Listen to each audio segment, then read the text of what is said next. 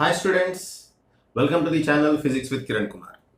చూడమ్మా, ఈ రోజు నుంచి నేను first year important questions upload చేయడానికి ఫిజిక్స్ సింప్లిఫైడ్ సిరీస్ మళ్ళీ ఫస్ట్ ఇయర్ కోసం స్టార్ట్ చేశాను. Already physics simplified series second year కోసం స్టార్ట్ చేశాను. చాలా వరకు ఇంపార్టెంట్ క్వశ్చన్స్ కంప్లీట్ చేశాము, ఇంకా చేయాల్సినవి ఉన్నాయి. ఓకే, సో ఈ రోజు నుంచి నేను ఏం చేస్తున్నా అంటే first year first IP first intermediate physics questions upload చేయడం స్టార్ట్ చేస్తాను. ఓకే, సో ఫస్ట్ నేను ఎస్ఏ క్వశ్చన్స్ అప్లోడ్ చేస్తాను. మేబీ 8 or 9 ఎస్ఏ క్వశ్చన్స్ ఉంటాయి. ఓకే అమ్మా, ఫస్ట్ ఎస్ఏ క్వశ్చన్స్ అప్లోడ్ చేసి మేబీ మాక్సిమం 10 ఎస్ఏ క్వశ్చన్స్ ఉంటాయమ్మా. So first SA questions upload చేస్తా. SA questions upload అయిపోయిన తర్వాత lesson wise short answer questions, very short answer questions upload చేస్తాను. ప్రస్తుతం first నేను స్టార్ట్ చేస్తున్నా. దేంతో స్టార్ట్ చేస్తున్నా అంటే ఎస్ఏ క్వశ్చన్స్తో స్టార్ట్ చేస్తున్నా. ఓకే, 8 మార్క్స్ క్వశ్చన్స్తో స్టార్ట్ చేస్తున్నా. సో మనకి వర్క్, పవర్ అండ్ ఎనర్జీలో 3 ఎస్ఏ క్వశ్చన్స్ ఉంటాయమ్మా. ఆ 3 ఎస్ఏ క్వశ్చన్స్లో ఫస్ట్ ఎస్ఏ క్వశ్చన్ ఇది ఏంటది?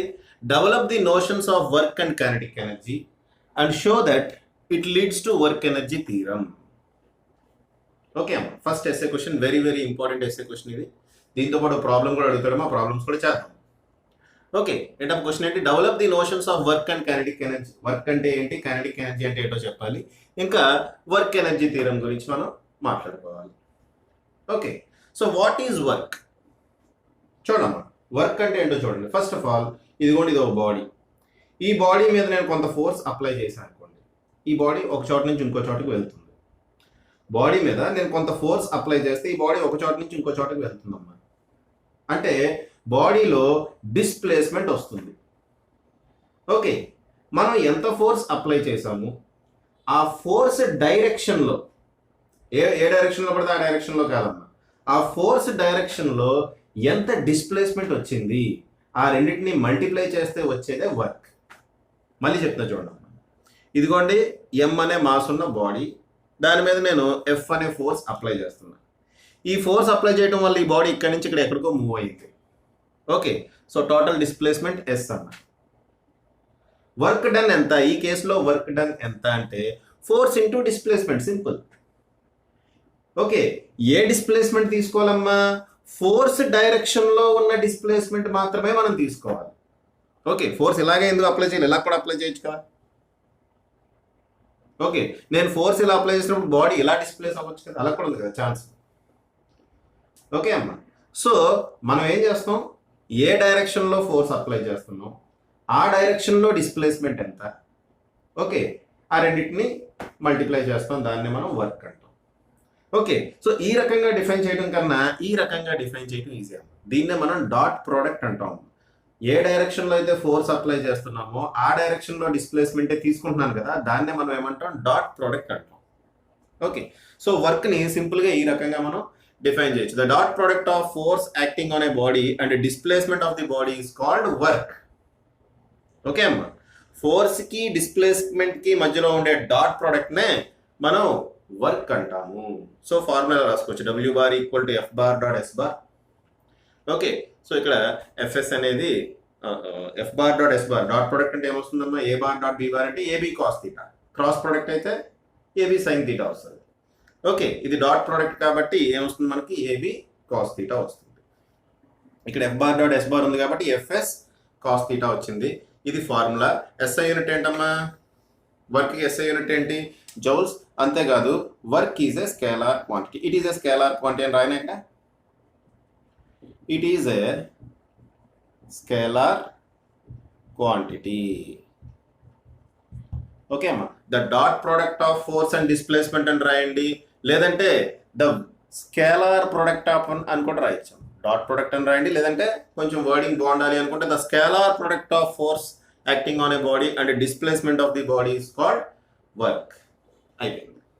Next, kinetic energy. Kinetic energy ఏంటమ్మా? Kinetic energy of a body అంటే ఏంటి? చూడండి, ఒక బాడీకి ఎనర్జీ రకరకాలుగా రావచ్చు.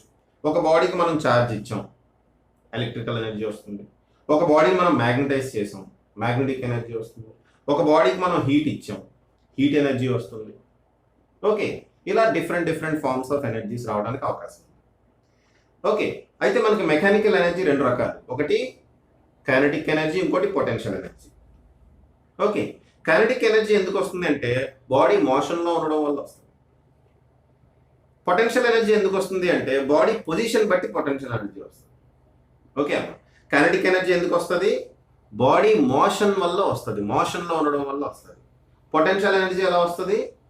బాడీ పొజిషన్ బట్టి పొటెన్షియల్ ఎనర్జీ వస్తుంది.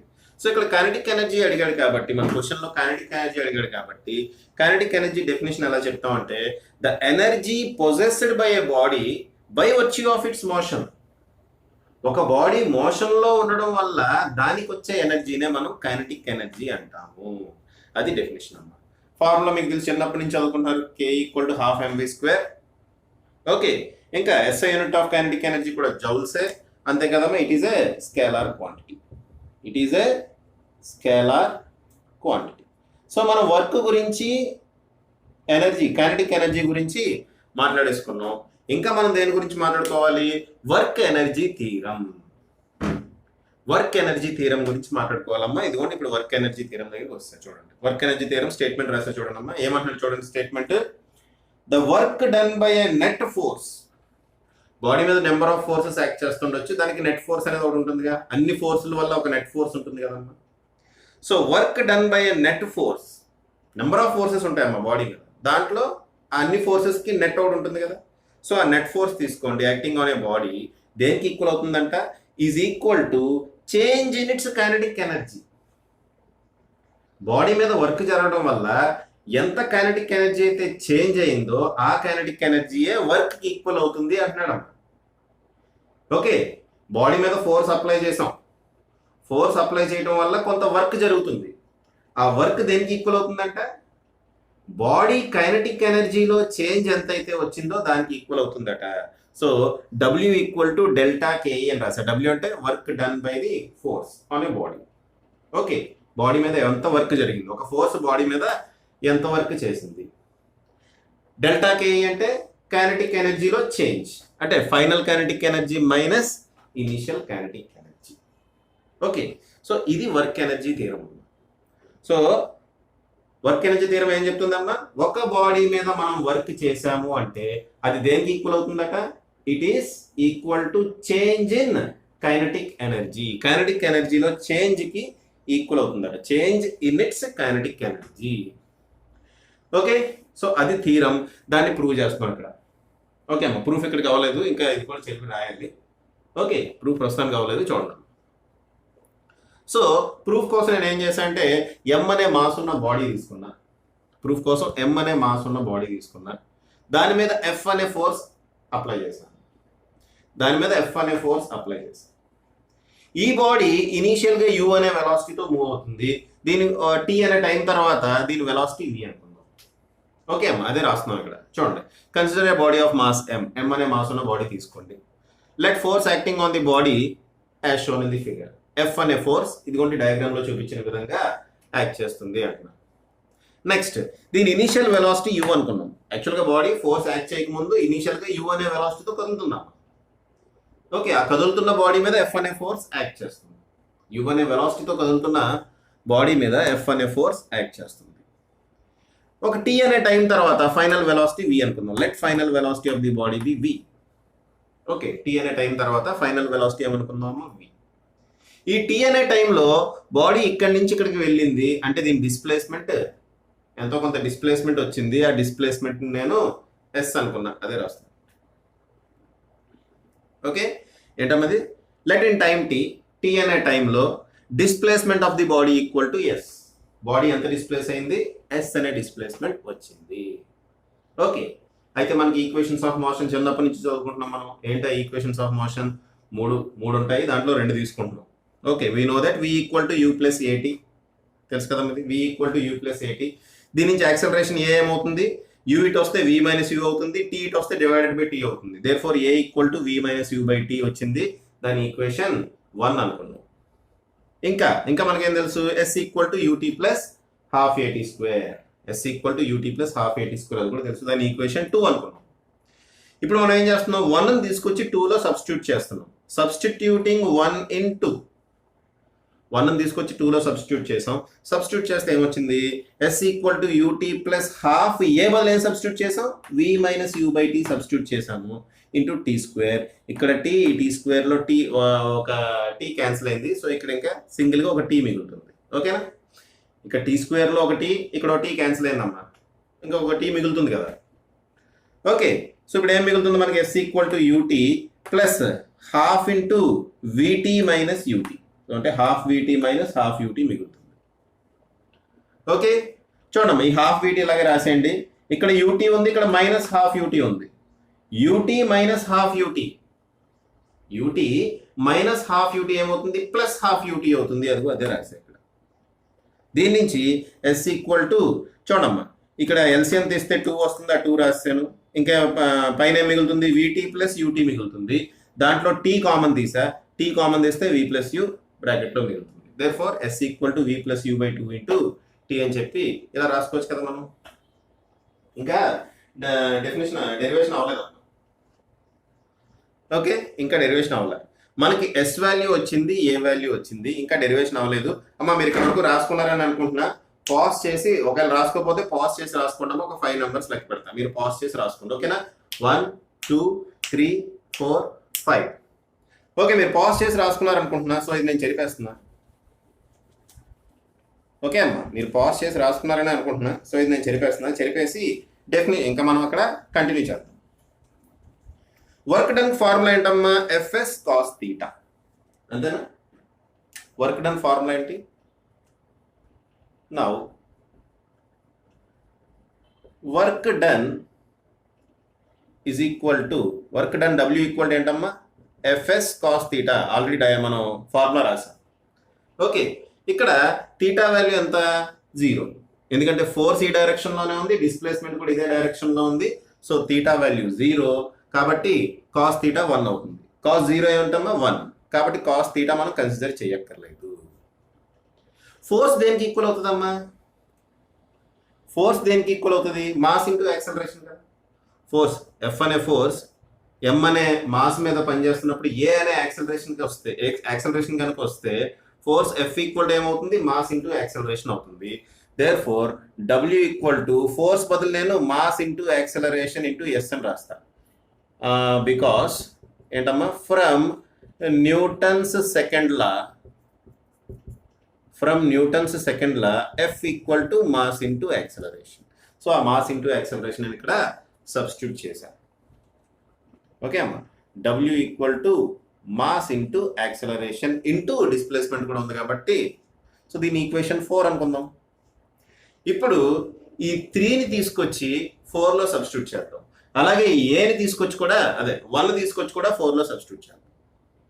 ఓకే అమ్మా, ఏ అంటే v minus u by 2 into t, అలాగే ఎస్ అంటే v plus you by 2 into t. ఈ 2 వాల్యూస్ని దీంట్లో సబ్స్టిట్యూట్ చేద్దాం. సబ్స్టిట్యూట్ చేస్తే ఏమొస్తుంది? సబ్స్టిట్యూటింగ్ ఎవరెవరిని సబ్స్టిట్యూట్ చేస్తున్నామమ్మా? Equation 1 and equation 3. 1 అండ్ 3 ఎందులో సబ్స్టిట్యూట్ చేస్తున్నాం? ఇన్ 4. 1 అండ్ 3ని 4లో సబ్స్టిట్యూట్ చేస్తున్నాం. సబ్స్టిట్యూట్ చేస్తే ఏమొస్తుందమ్మా? డబ్ల్యూ equal to m into, a అంటే ఏంటో ఎంత చెప్పండి? ఏ అంటే v minus u by t, అంతేగా. నెక్స్ట్ ఎస్ అంటే v plus you by 2 into t, v plus you by 2 into t. Okay, ఈ టీ క్యాన్సిల్ అయిపోయింది. ఇంకేం మిగిలింది మనకి? ఇంకేం మిగిలిందమ్మా? ఓకే, ఎం బై 2 ఇక్కడ ఇలా పెడదాం.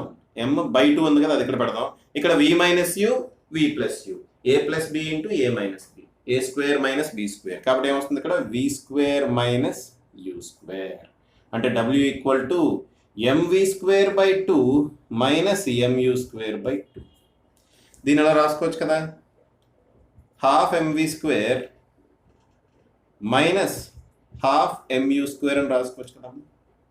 హాఫ్ ఎంవి స్క్వేర్ అంటే ఏంటి? Kinetic energy. Half m u square అంటే అది కూడా కైనెటిక్ ఎనర్జీనే.